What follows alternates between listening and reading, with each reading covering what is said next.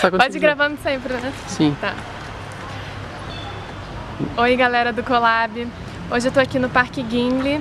Eu vim fazer uma entrevista com dois moradores de rua, uma mulher e um homem. Eu vim no projeto do Yoga de Rua, que é um projeto de transformação social. E logo depois do projeto a gente entrevistou duas pessoas em situação de rua para falarem um pouquinho da situação deles, da história e para dar visibilidade a essas pessoas. Então é isso. Bom, na verdade, eu tô nessa situação de vulnerabilidade social porque eu vim de uma família que tinha muitos problemas e tinha dificuldade para me apoiar em certas coisas. E só o meu pai e a minha avó, eles tinham condições de me dar esse suporte, tanto físico, quanto financeiro, quanto emocional. Eles vieram a falecer. Meu pai e minha avó veio a falecer quando eu era criança e o meu pai veio a falecer quando eu tinha 21 anos de idade.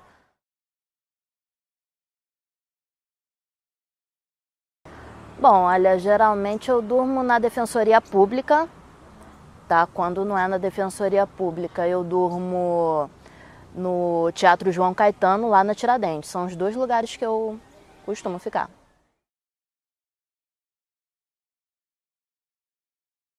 Nenhum ser humano é perfeito, mas aqui na Bíblia, na palavra dele, está escrito que se a gente se pegar com ele, se a gente fizer as nossas orações, eu sempre quando eu acordo, sempre quando eu durmo, eu leio salmos, entendeu? Eu entrego, antes de acordar, eu entrego o meu dia. Quando eu vou dormir de noite, eu entrego a minha noite também nas mãos de Deus, entendeu? Sempre faço orações e graças a Deus eu tenho sentido a mão de Deus me livrando dos perigos. Infelizmente nessa situação tem muita gente que anda armada, até mesmo perto de onde eu durmo tem gente que anda armada, mas graças a Deus não tenho marca de faca nem de nada, porque eu acredito que foi a minha fé, porque não, essa fase aí foi uma fase diferente da minha vida. Foi uma fase que meu pai estava vivo e eu tinha uma vida assim relativamente normal. Eu acordava, cuidava da casa, estudava de manhã, eu ia estudar, eu tenho o 2º grau completo. Tem gente na rua até que faz faculdade, isso não impede nada, né? Eu acordava, eu ia estudar, depois cuidava da casa. Mas assim, eu era muito envolvida com as coisas assim do dia a dia. Eu ia almoçar, depois eu aproveitava, saía, ia para o shopping, entendeu? Então eu tinha uma mentalidade muito materialista, muito voltada para as coisas que eu vinha. E eu também não tinha uma experiência, não tinha uma experiência forte com Deus naquela época, entendeu? E essa experiência veio acontecer depois da morte do meu pai, principalmente, entendeu? Principalmente um período que eu sofri de depressão profunda. Eu considero isso um milagre e por um milagre eu cheguei a ficar curada, porque eu até cheguei a tentar suicídio, mas milagrosamente não consegui. E acreditei ali que foi uma mão ali poderosa que, entendeu?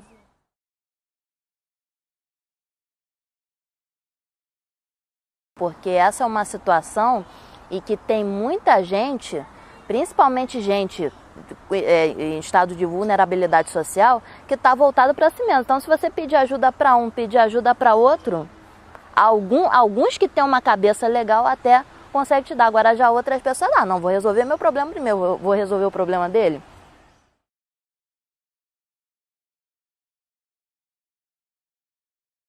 Então, basicamente é isso.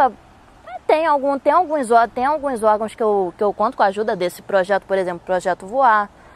Tem outros projetos também, entendeu? Eu participo do coral da Catedral Católica também. Lá tem a menina lá dos direitos humanos, da Defensoria Pública também, conto muito com a ajuda dela, entendeu? É isso, um pouquinho a minha inteligência, um pouquinho a minha fé, os três juntos.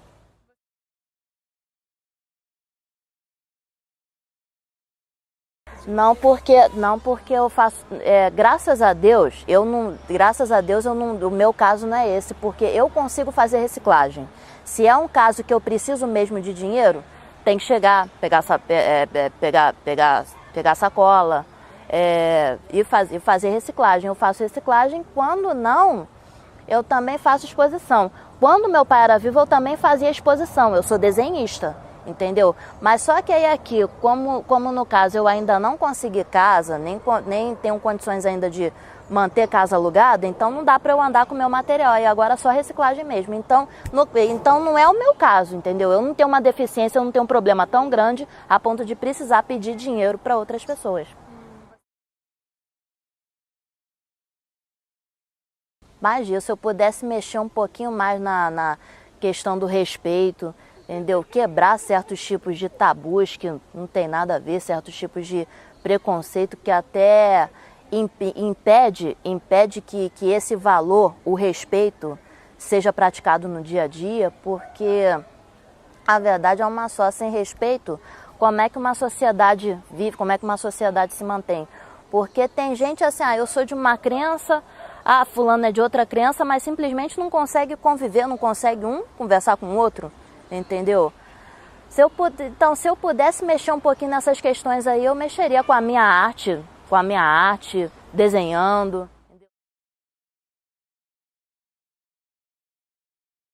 Eu acho que é um tipo de exercício que traz equilíbrio. O yoga é um tipo de exercício que equilibra as emoções, é um tipo de exercício para mim que amplia muito a minha intuição, a minha sabedoria e também a minha flexibilidade do meu corpo também.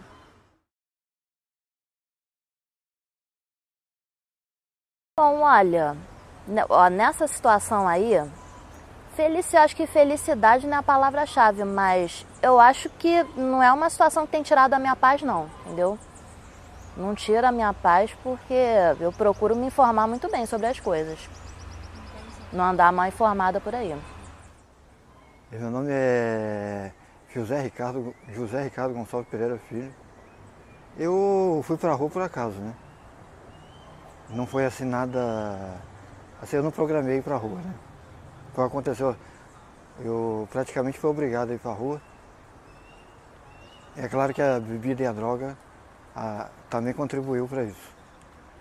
Eu estava trabalhando de carteira assinada, estava morando com uma pessoa, dividindo um quarto, eu pagava metade do aluguel, ela pagava a outra metade, mas eu fiquei sabendo que a pessoa não estava repassando a parte dela já durante um tempão. Repassando a parte dela? Que ela não estava repassando a parte dela, embora eu estava repassando a minha. E aí que eu fui despejado junto com a pessoa. E aí eu não conseguia, porque no jornal não tem aluguel de quarto, só de casa e apartamento. E fui pra rua.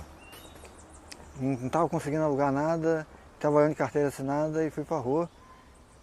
E o que aconteceu? Aí eu, no início me deu um pouco de medo, mas como eu bebia, usava droga, dava coragem. Aí comecei a gostar da rua.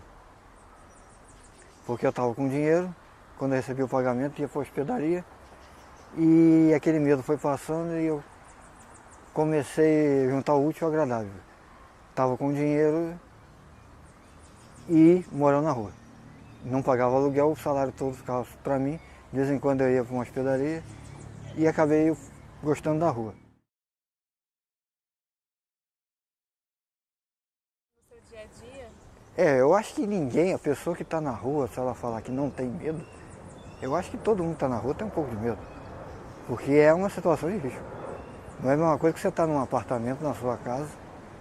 Porque, por exemplo, eu fico 24 horas na rua. Todas as pessoas que estão na rua, ninguém fica 24 horas, né? Ela tem lá o seu emprego, quando chega à noite vai para dentro de casa. Menos perigoso, né? Eu penso isso. Não fica ali 24 horas.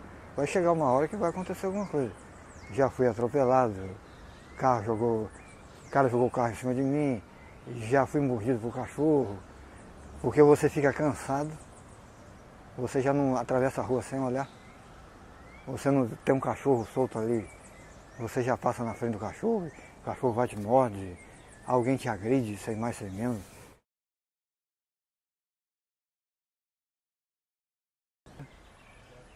Não tem aquele olhar natural, como você parece um extraterrestre.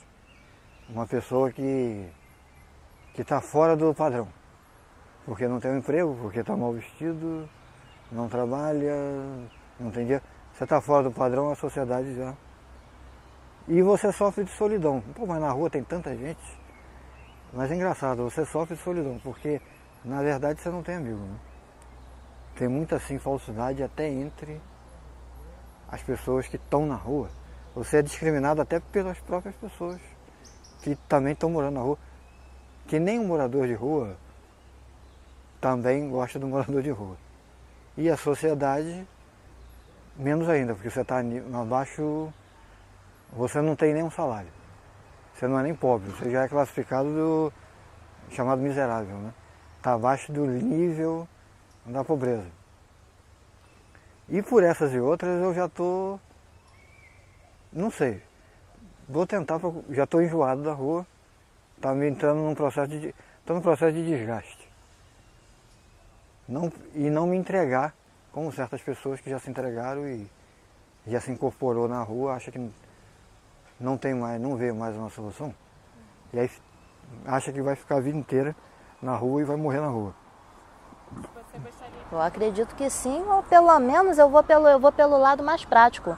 Eu penso assim, eu tô viva, eu tô respirando, eu não posso me entregar, entendeu? Não posso me entregar, deixar de fazer as coisas por desleixo, entendeu?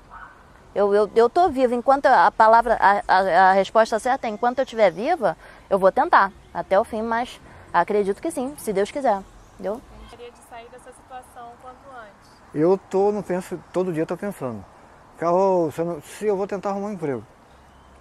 E como que está sendo esse processo de arrumar emprego? Eu vou primeiramente procurar tirar os documentos. Estou pensando em procurar meus parentes e partir para o emprego. Se não tiver jeito, vou procurar um abrigo, casa de recuperação e esquecer rua. Chega de rua. Porque é aquela coisa.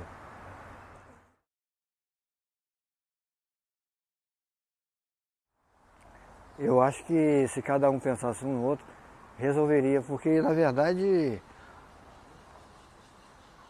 eu não gosto de falar isso, mas eu acho que quem está na rua é mais ou menos assim, tipo vítima.